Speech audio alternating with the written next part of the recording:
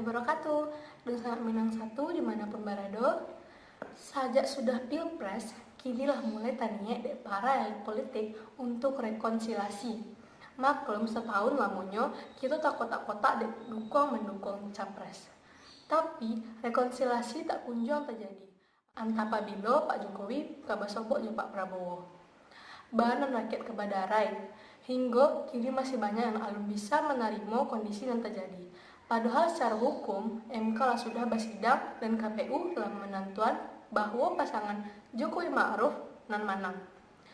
Nah, dun sana, bacarunya marake rakyat untuk kotak-kotak ko. Pengarang buku The Power of Silaturahmi, Aqua Dwi Payana, kepada Minang satu magia resep bahwa perpecahan ko bisa diubah juga kekuatan silaturahmi. Iko adalah energi spiritual, jadi memang tidak bisa instan, tapi bisa jadi solusi untuk membangun silaturahmi. DC Aqua Dwi Payana. Apa Aqua Dwi Payana ko adalah motivator terkenal. Lah sampai ke luar negeri, beliau berceramah, magiah, motivasi. Dan sana, untuk lebih lengkap, baca Minang satu ya. Minang satu, Minang Kabau, sabananya.